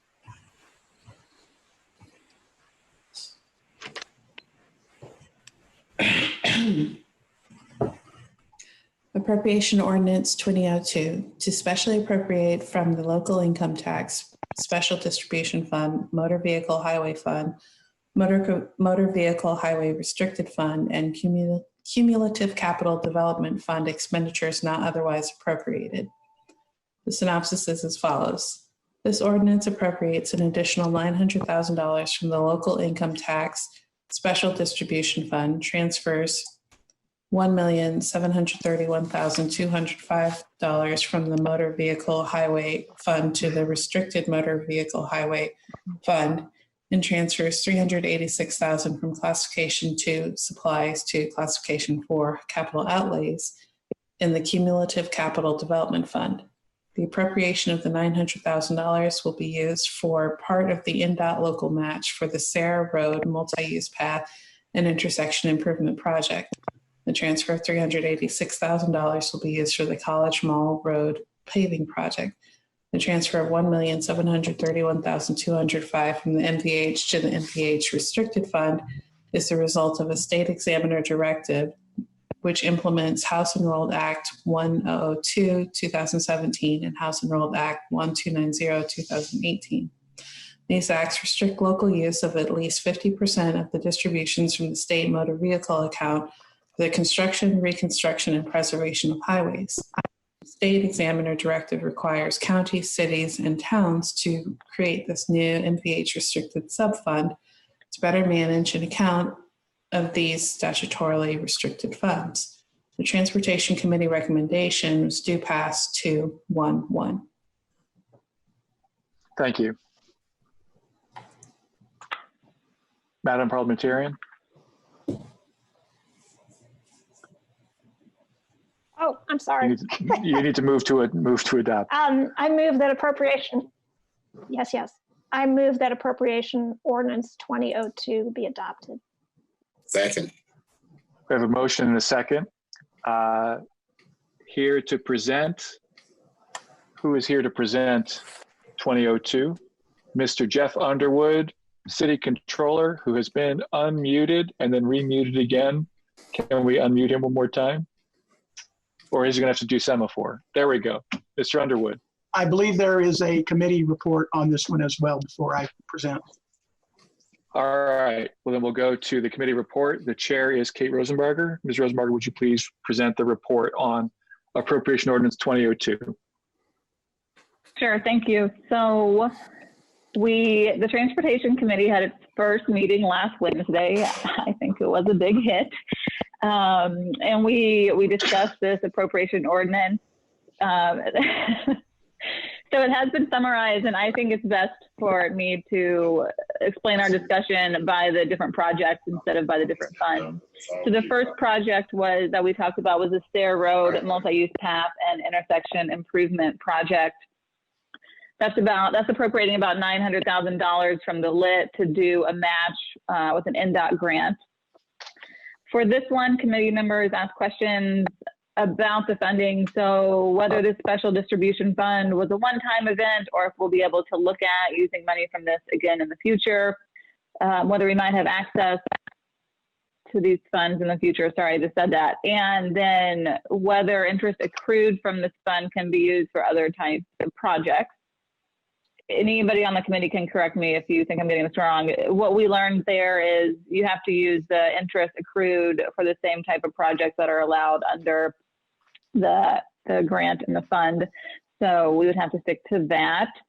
This project appeared pretty non-controversial. It's putting in a good addition of a multi-use path and then creating some added pedestrian and bike safety in the intersection of Morris Pike and Stair Road, where cars speed on right turns. It should slow them down a little bit, and maybe not substantially, but it's a move in the right direction, we would say. So I think folks are pretty much on board with that. Second project that we discussed is the repaving of College Mall Road from East 3rd Street up the north end and then Morris Pike at the south end. That the appropriation would be transferring $386,000 in the cumulative capital development fund from Capital 2 supplies to Category 4, capital. Here we had a longer discussion and committee members raised concerns about repaving this portion of College Mall Road without looking at adding protected bike lanes, which is outlined in the transportation plan. some council members raised concerns about transferring money to road paving that instead could be directed to projects that are more in line with our city goals and a comp plan. And I would say we definitely want to take advantage of the grant for this project, but potentially looking at the funding source of our matching part is more so up for debate. And so we had to bring this back to council because it had already been planned. And I think some committee members would have liked to see a second transportation committee meeting. And I think potentially that could be up for debate here. So we could consider more options and dig a little deeper. The due pass on this was 2 approved, 1 abstained, and 1 no vote, no recommendation. Thank you. Mr. Underwood, would you care to present? Yes, there's not much left to present, but I'll go quickly. As Councilmember Rosenberger said, first item on the app board is a $900,000 appropriation. It's the only one of the 3 that's an actual appropriation. This is out of the special lit special distribution fund. Under state law, the state is allowed to keep a reserve for local income taxes. The reason they instituted that was that way you would always be guaranteed your distributions for the current fiscal year. It was there to backstop any drops in contributions, which might necessarily say there's not enough money to distribute up to the budgeted and approved amounts. That was a very high reserve level. Cities and towns and counties all lobbied the state to reduce that to a more reasonable number, which they did. So anytime the state hits that amount, they're required to make a special distribution. So this was the first distribution out of this fund. So they were very restrictive of what you could use it for. It could either go in your rainy day fund, or you could create a special transportation fund, which is what we elected to do. And as noted, that's restricted to transportation projects. And we have primarily used that when there are no other funds available for matching funds. And this will be the second time that we've requested funds out of that. Secondly is a housekeeping item in the Motor Vehicle Highway Fund. A couple of years ago, the state moved to have that bifurcated into 2 budgets, one that is specifically road only, and then the remainder which is allowed by the fund. So this is just a housekeeping item, and we hope to correct that for the 21 budget so that you actually will see those 2 sub-budgets and would approve those as the normal resolution. So that's basically, there's no new dollars. It's just making the sub-account, which we've already got set up and able to account for. And then finally, as noted, a move from classification 2 to classification 4 of $386,000 in the Cumulative Capital Development Fund to act as a match for the College Mall Road project. My colleagues from Planning and Transportation and Public Works are here. I'm happy to answer any questions related to the financing. And before I hand it over, I would like to thank Jeff McMillan, my Deputy Controller, who filled in for me last week as I was recovering from recent knee replacement surgery. So if you could see me from the legs down, you see a nice big ice pack on my knee, icing it away. So thank you, Jeff. Congratulations on finally getting that done. I know that it was postponed after the lockdown, so glad you're on the way back to health. Thank you. Okay, are there questions on the appropriation ordinance or the committee report from members?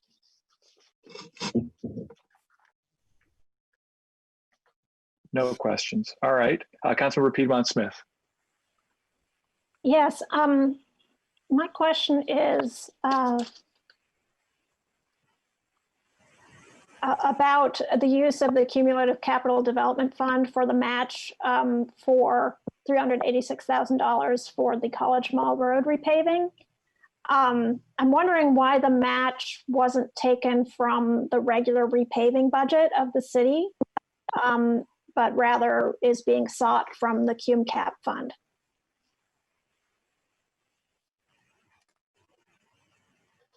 And I believe Adam Wason is on the call. I'll let him handle that.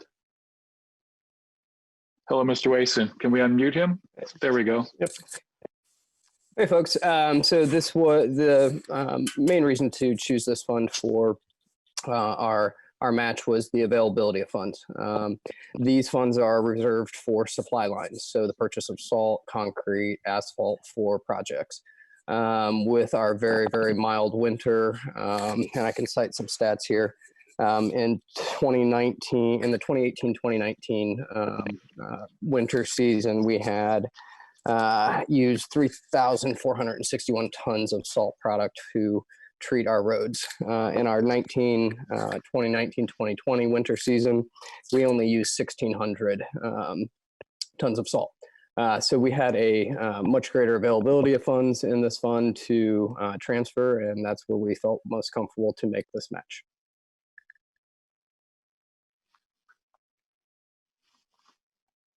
So, but that money could be used for other purposes. For example, for multimodal projects. Is that right?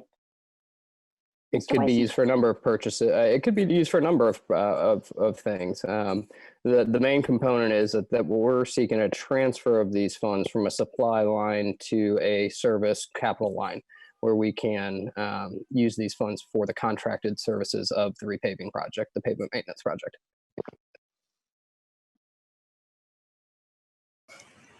Okay. May I follow up again, Mr. President? Yes, I would simply direct everyone who is given the floor that when you are done speaking or asking questions, that you simply say thank you or I yield, so that I know that you're done, and then I can go to the next person. Please continue. Okay. So just to follow up some more, to probe a little more this question of the CUMCAP Development Fund, where we had, fortunately, a mild winter, and therefore we have extra funds there.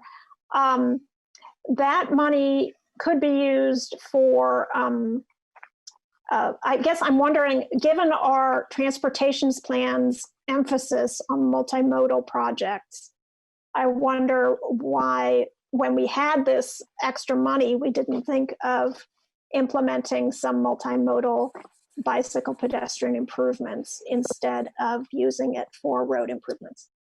The main reason is, Councilmember, I think the answer to your question mainly lies in that we didn't know we would be getting a $382,000 grant from INDOT. You know, we apply for these things in the fall. We wait several months until we find out if we're going to get a grant a project funded through the grants. And so when you have the opportunity to leverage this funding, you need to come up with a match. And so this seemed like the perfect area, given our mild winter, given our supply lines were healthy, that we could then utilize these funds to leverage the several $100,000 through the Community Crossing Grant Program. But did we not have the $386,000 available in our regular repaving budget? It would have taken away from other projects that we already had planned for this year. Okay, thank you. I yield. Thank you. Councilmember Flaherty, you're next. Yeah, at first, just thanks to staff, all staff members who had answered some council member questions in advance of the meeting, which were also available in a packet addendum for the benefit of the public. I just wanted to confirm from there that, I guess, first of all, it's great that we got a grant and I support using it. But if we had not been awarded a grant, is it accurate that the eventual repaving of College Mall Road would have come from the paving budget, whether this year or next year? Is that right, Mr. Wason? That's where we would have had to look to fund it from. Yes, absolutely. You know, the key thing here I want to continue to point out is the size and scale of the repaving project that we have in front of us. The project from 3rd Street down to Morris Pike, two lanes of paving in both directions, as well as improving every ADA ramp that doesn't meet current standards throughout the project limits, was looked at as it's been a priority for us. It's rated 50 out of 100 on our pavement condition indexing scale. So it's more of a matter of when we could have put that much resource to the project. And speaking with our street superintendent, Joe Van Deventer, this would have been a third of our entire paving season that we would have had to dedicate our crews to. So leveraging not only the community crossing grant funding, but the fact that we can use an outside contractor who really specializes in paving and can do this probably more quickly and at a better cost than we could, it was a perfect fit for us. It was a great fit for us. Thank you. And thank you also for pointing out that the benefit of having someone else also work on a project that frees up more time for staff. Absolutely. Mr. Flaherty, is that? Oh yeah, that was it for me. Sorry, I yield. Thank you. Mr. Smith. I just wanted to publicly thank Mr. Copper for entertaining all our questions during the Transportation Committee. It was really informative and very helpful to understand the workings of how that we go about repaving that road and some of the parameters around it. So when I asked questions about the bike or ped path, it was really an exploration of our possibilities. And I just wanted to say that I appreciated staff's response, and it was great. So thank you. Mr. Smith, is there a question? This is a question period. That was a comment. Nope, sorry, I jumped the gun. All right, thank you. Are there questions? We have Councilmember Sandberg. No. Sorry, Councilmember Scamboluri. My apology. I Councilmember knew it was a Scamboluri. Susan thing. I knew the Susan thing was going to come up. Question for Mr. Underwood, question for Mr. Wason. Mr. Underwood, were there any other sources considered to provide these matching funds for this project? We looked at the CUMCAP fund, and that's what we're talking about now, but were there any other sources considered? Or were there none available?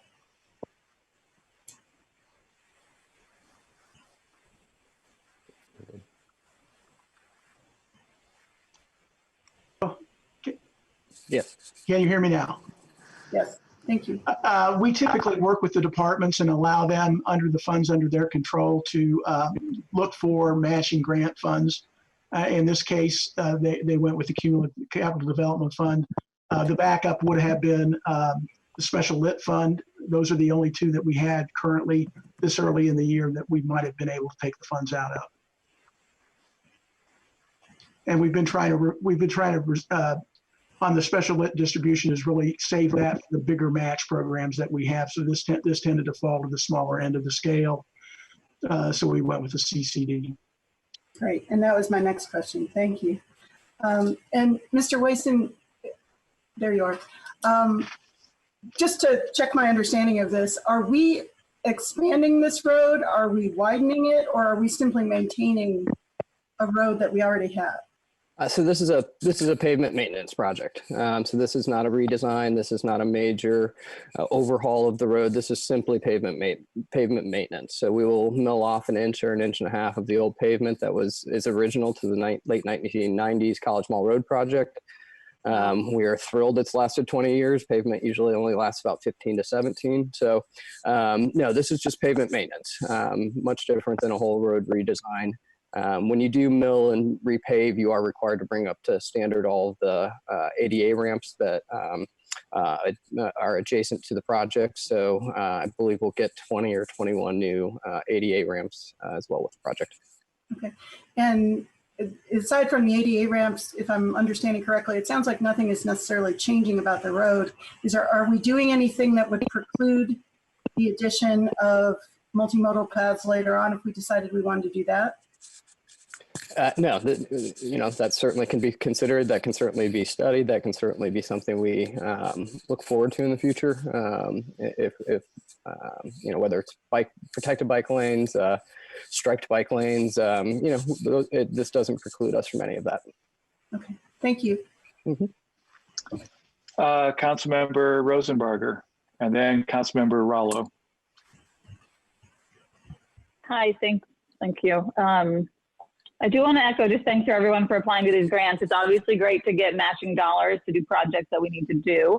I definitely think this road needs to be repaved based on our engineers and public works commenting 50 out of 10 as I understand it, really not good for pavement. And so for me, it's not a matter of do we repave it. It's a matter of where do we get these funds, and can we get them from a place that feels more appropriately aligned with our goals. So I know we have the page of paving projects for 2020. Is it possible to look at that list? I was going to pull it up, but it probably isn't useful right now, but look at that list and say, hey, let's do these summer 2021 instead of summer 2020, so we can take advantage of this grant that we got for College Mall. It looks like on that page there are about 30 projects. I assume they're all relatively small, but of course I can't tell, that they're rated higher than the 50 out of 100. So potentially they're in shape to go another year or so. So just summarizing my question, can we look at postponing some of those projects to take the money from our repaving budget? I'll jump. Go ahead. Go ahead. No, Jeff, go ahead. Okay. I would just say that this is a hole that we've been trying to get dug out of, as far as all you're doing is deferring projects that are on the list for this year to another year. And you either keep punting other projects down the road, or at some point you end up with a massive list of projects that are unfunded. And these kinds of dollars are hard to come by. They're very restricted in what they can be used for. So I will say that's one of the things is we do look at changing out. So it would be, well, we're going to defer these two projects on the list this year, and we're going to move one from 2021 up because it's now in worse shape after the last winter. But typically what we don't see is you can completely defer a project from one year to the next, unless you're assured that you're going to get some additional funding that would allow you to do that. Or again, you would end up, and this is just general finance, and then I'll let Adam speak specifically on these projects. Thank you. Yeah, so the only thing I would add there is, no, I don't support moving projects that we have on the paving list this year to next year to accommodate the funding here. The reason I say that is because this is such a large scale project. We would have to defer literally a third of our entire paving season worth of funds to cover this project. And that is not something I'm comfortable with. I can tell you one of the things I'm most proud of in our efforts in public works over the last 5 years, 4.5 years or so, is that we've really moved to a more modernized approach to how we do pavement maintenance, how we do pavement maintenance analysis, and determining where and what funding should be allocated, spent on specific projects. For the first time in the history of this city, we have actual very high technology, very good data on the condition of our road network. And so with that data, we're able to make very important decisions on where and when we choose to repave roads. And so this, with the size and scope of this project, we would have to move other projects around that our staff wouldn't do to be able to fund this project. We would have to be moving away from, our traditional paving season. We would have to be moving away from our how we deploy those workers, and we fall further behind, as Controller Underwood said. One big thing to note too with our pavement maintenance efforts is that, we're at a 50 out of 100 PCI rating with the College Mall Road. As that road continues to further deteriorate, if we get to say a 30 to 35 PCI rating, our cost for maintenance at that point in time rises significantly. That's when you need full depth patching. That's when you need much more detail, much more significant subsurface repair. And so, we look at this as kind of the perfect storm of, hey, we get to knock out a big giant paving project that would take us a third of our entire paving season, with leveraging those NDOT funds and not losing out on our own paving season at this point. Just my follow-up there. A lot of hands. I'm not saying don't do it. I'm just saying take our match from repaving, and definitely, of course, still do the project, but keep it in the category that it's in now for funding it. And because we got that match, it would be a little under 20% of our repaving budget, not a third, I think, because instead of 700,000, right, we're getting to always having to spend 386,000. Fair. Sorry, this isn't a question. But I'll stop there. Okay. Okay, thank you. Councilmember Rallo. My question is for Mr. Copper. Regarding the multi-use path on Sarah Road, could you tell us when that might break ground? Is it to be done in installments or phases? And when might it be completed? Yeah, this is Neil Copper, Planning and Transportation. That project has been awarded to a contractor already. NDOT actually manages those contracts, but it has been awarded. I believe they're working on utility relocations right now. Construction is scheduled to go throughout 2020 and also throughout 2021 due to the length of the project. So completed at the end of 2021? Correct. Okay, wonderful, thank you. Are there any other first round questions? Anyone who's not yet asked a question on ordinance App Board 2002? Because I like to take a crack at it. And I just lost my screen. This question is for, I think, Mr. Wason.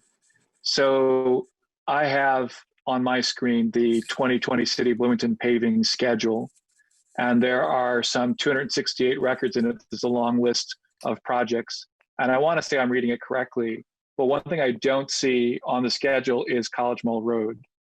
I can't find the reference that says that its current PCI is 50. Okay. Can you explain why that is? College Mall Road was not on our 2020 paving list. That's the basic answer to the question, is that we didn't have enough. Yeah, we didn't have enough funds to take on that. But it's a priority for us. I think we would have been planning for 2021 for sure. Right. But when this arose, that it really brought it to the forefront of our. Well, yeah.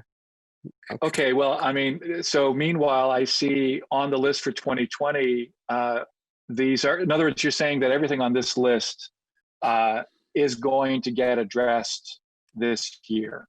They're already going to be addressed. You haven't published a 2021 list of things that you're looking forward to addressing next year. Is that right? No. So what we do is each fall, after we wrap up our paving season, update our asset management system, look through the records on pothole patching for the year, do some utility coordination, look at what other projects are coming up. We work each fall to then begin drafting our paving list for the next spring. From there, we do all of our utility coordination, make sure that major utility companies don't have impending projects. So no, it's simply that each fall we begin then working on next year's. Do we have a good idea of certain, and I'm sure Joe Van Deveter's on this call as well, and I might defer to him here. Do we have a good idea of sections of road and areas in which we want to focus next year? Absolutely, 100%. But we make those final determinations throughout the winter months leading into paving season. So in other words, what you're saying is that everything here was contemplated in the paving budget, and that when you applied for the grant, you saw a chance to do a 2021 project in 2020. Is that the right way to characterize it? I think that's a very good way, yes.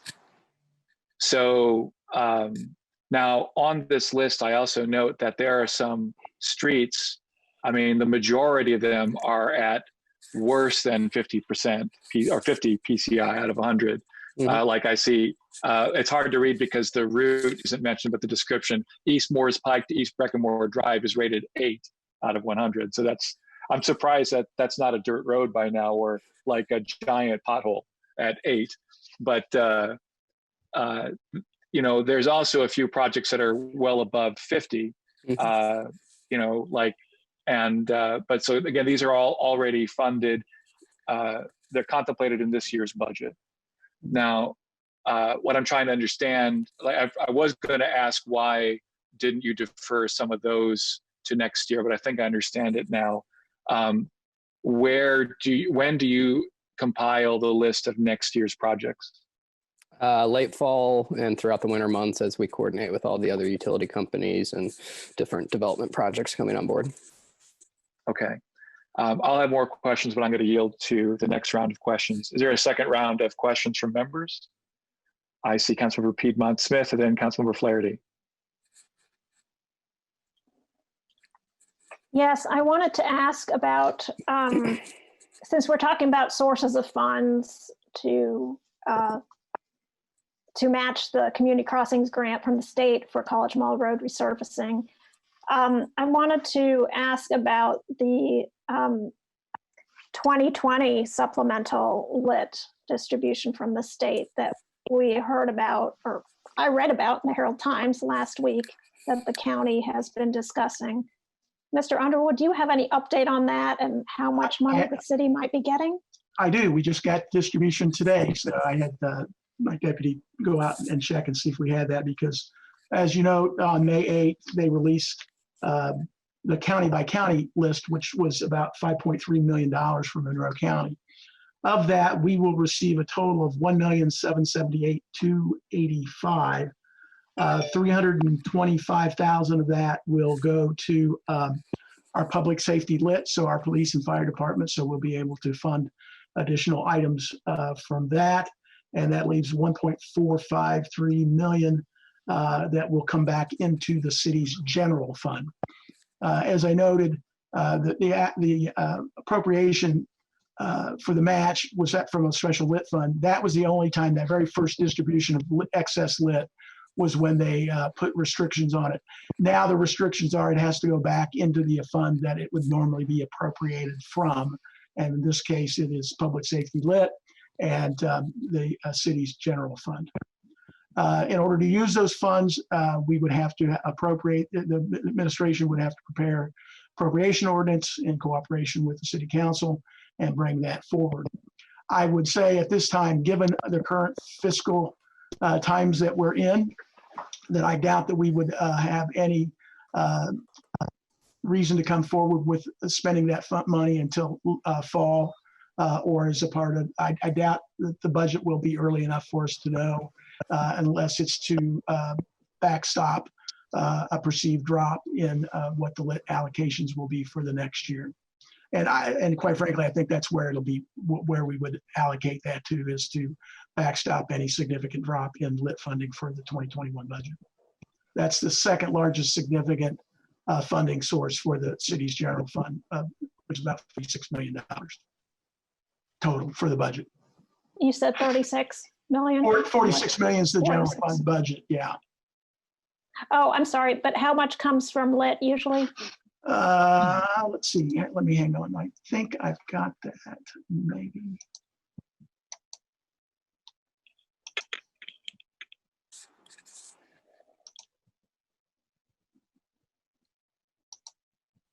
I believe it was about 25%.